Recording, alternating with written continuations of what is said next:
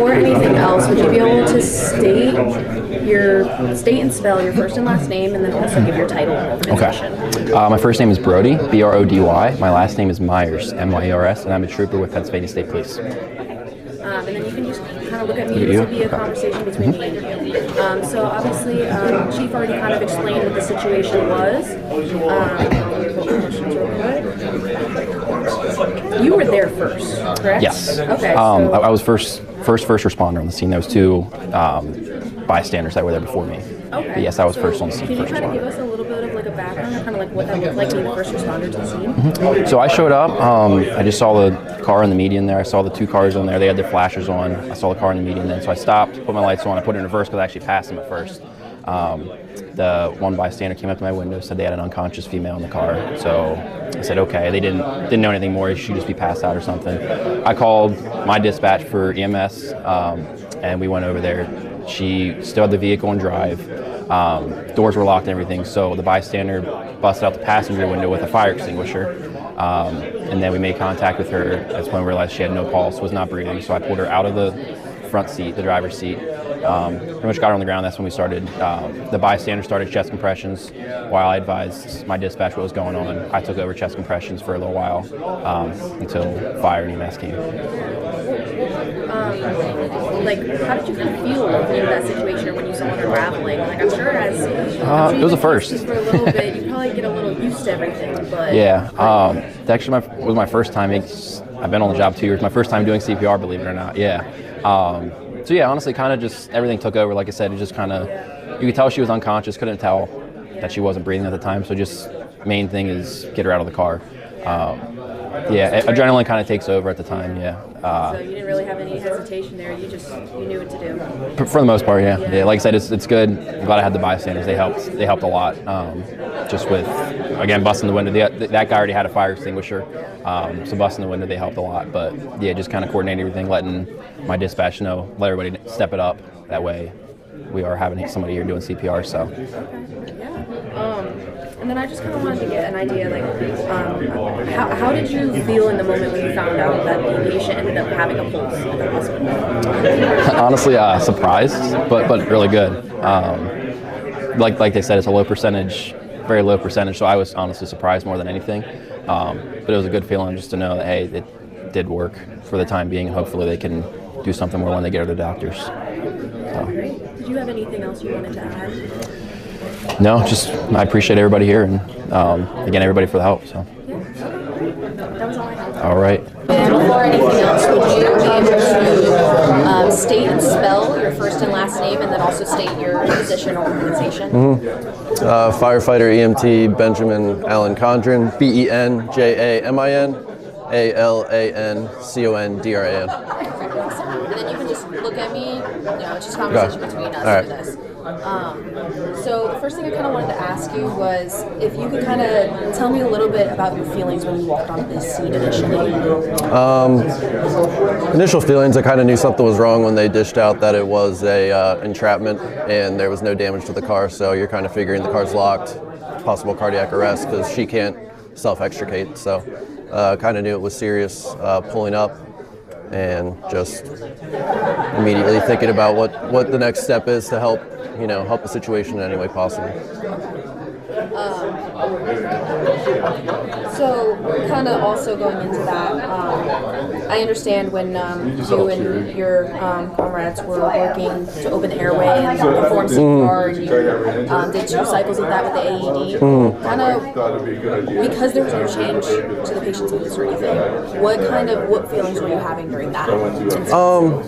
Yeah, you're thinking worst case scenario. Like, you're not really thinking about, but you aren't. Like, you're just thinking what I need to do in this situation to give her a chance. But you're not really thinking that, hey, this isn't going well, so it's not working. You're just thinking about the next chest compression or whatever the next step is that you need to do to help this woman. Was that your first time being in a situation like that? No. Oh, okay. So you're kind of been through it before, yes, I've done so CPR before. You had really no doubts, no hesitation there. You kind of.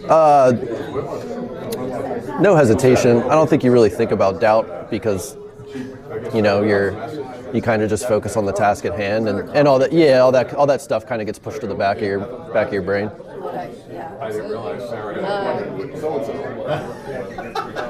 So when Lebanon Fire and Emergency, as well as the medical unit, when they came and got the patient, did you feel like you had done everything you could do? Yeah, absolutely. Yeah, absolutely.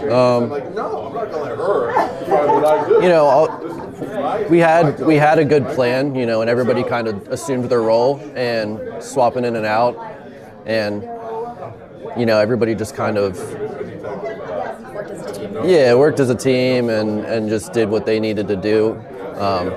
You're not really thinking about, did I do everything I could at that point? You're just thinking, let's get everything. Yeah, you know what I mean? It's at this point, I don't want to say you're like robotic and it's a job, but what's the next thing that we need to do to help give her the best chance, you know? Absolutely. The last thing I had for you is when you found out that the patient actually did have a non-medically induced pulse at the hospital, how did that make you feel? Yeah, it makes you feel good. It makes you feel validated in what you did, and you know, it kind of gives you an appreciation for the work you put in.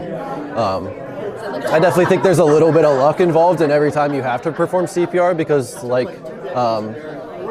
the lady head of VMS stated, you know, it's kind of a long shot every time you're performing CPR, but yeah, I mean, it feels great to, you know you made a difference and know that what you did, you know, right. That was all. Anything, can you go ahead and state and spell your first and last name, and also give your position or organization? Yeah. Jesse, Jesse, last name Berdanier, Berdaneier, and I'm a firefighter EMT with Fort Indiantown Gap Fire Department. So you can go ahead and look at me. For this, it's just a conversation between you, no camera even there. So one of the first things I wanted to ask you is, when you actually came onto the scene initially, what were some of the feelings you were having? How did you feel about it? Shock. When we first entered the interstate, we didn't actually see the vehicle that was involved. We saw the trooper's vehicle, and we saw a passerby's car who was stopped in front of him. And so we thought that was the accident, which didn't look severe at all. It wasn't until we went southbound, got a turnaround, and came back northbound that we actually saw the patient's vehicle and the patient down into the median. So that initial shock of what we saw and thought was the crash to what actually ended up being the crash. And we were met with an SUV down in the median, and we saw the trooper and a passerby. The patient was out of the vehicle on the ground, and they were already doing chest compressions when we arrived. Okay, yeah. And kind of going into like the CPR aspect and everything, I understand that when you and your other comrades were working to do CPR and open the airway and everything, and you guys did 2 cycles of that with the AED, and there still wasn't a pulse. How did you feel that when still not getting a pulse? I mean, did it make you kind of like freak out a little bit at all, or you just kind of kept having? We were like, when you're in the middle of cycles of CPR, we were just kind of like in the rhythm of going and going. Condran was the first one to the patient, and he took over chest compressions from the bystander that was there. He had the AED in the med bag with him. I took the AED and I got that hooked up to the patient. So while he was in the middle, and when we do CPR, we want no interruptions. So while I'm peeling the stickies off and placing them on the patient in the appropriate place, he's still going with chest compressions. That does not stop till we get that hooked up or anything. So once it was hooked up, they analyzed, it advised to shock, so I shocked, and we started back up. We went through 2 rounds, and then ALS got there and assisted. Okay. And when the Lebanon Fire and Emergency Services showed up, as well as the medical unit where they picked up the patient, in that moment when the patient was leaving, did you feel like you could do everything you could do at that moment?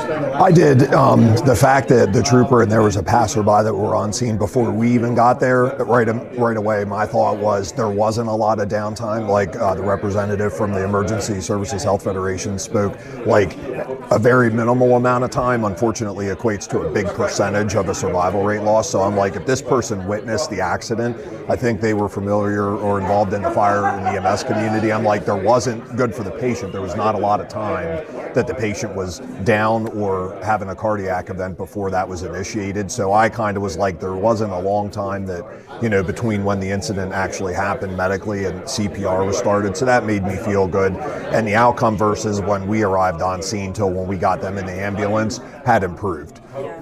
Yeah, I was actually going to ask about that. Yeah. When you found out that the patient got to the hospital and had a non-medically induced pulse, Yes. how did that make you feel? Good, amazing. We knew that she had pulses back before they transported, which isn't uncommon, but really it's kind of like, did they make it to the hospital? Did they make it 24 hours? And, you know, when we learned that she still had pulses upon arrival to the hospital and was ultimately discharged, that was an amazing feeling. That's awesome. Okay, did you have anything else you wanted to add? No. Okay, great. All right. Before anything else, would you mind stating and spelling your first and last name and then giving your position? Sure. Travis Duncan, Travis, Duncan, Duncan, and Assistant Chief on B shift. All right, and then throughout this, you can just look right at me. It'll be a conversation between me and you. Okay. The camera's not on. So I wanted to ask first, when you arrived to the scene, what were some of your initial feelings seeing everything? Like, Honestly, just another crash on the interstate, the way it looked. Originally, they said someone was trapped, so we were gearing up for that activity. Didn't quite expect what we saw. Even with the unresponsive report, it was...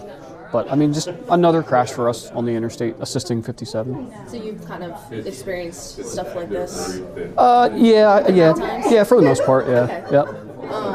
So a lot of the questions I'm going to ask are going to pertain to your figure. So I'm sure a lot of it maybe won't be as shocking to you if you've been doing it long enough. But I wanted to ask a little bit, when you guys were doing CPR and trying to open the airways there, and then you did 2 cycles with the AED as well, and there was still no pulse to the patient. Can you explain some of your feelings with that when there was still no pulse? Yeah, so not uncommon, right? So, I mean, we've been on calls where we've had to do, multiple shocks, 3, 4, 5 sometimes. It's not uncommon for, even when EMS gets there, who's delayed usually, to do, a couple more when they get there. So it wasn't an uncommon thing. It's not fun, right? You want to get them back right away, but, so again, just a normal thing for us. Like, it's not uncommon to do that, man. Okay, yeah.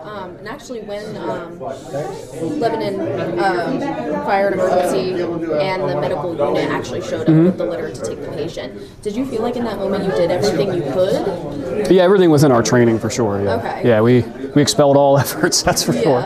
Okay, so you felt pretty accomplished, I'm guessing, especially when you found out the patient did end up having a pulse at the hospital. So yeah, so typically that's not the outcome, right? So typically the outcome is that they pass. And we do what we can, and it is what it is, right? But when we found out that they had a pulse and she was moving, I think, into the MICU, which is the medical intensive care unit, hey, that's an opportunity, right? So still not out of the woods yet, but Better than nothing, right? Yeah, better than nothing, exactly. Were you surprised by it? Like, a little bit, yeah. So they typically don't bounce back that quick. So yeah, a little surprised about it, yeah. Okay. Did you have anything else that you wanted to add in? No, just hats off to there was 2 bystanders that stopped. That helped, I believe, helped the state trooper out, and hats off to those 3. They did it before we got there, so I mean, they started that cycle. So yeah, I heard one of them started CPR. yeah, so they definitely deserve it. So I mean, for sure, we just assisted them essentially. So, but yeah, that's it. Okay, yeah, that's awesome. That was all I have.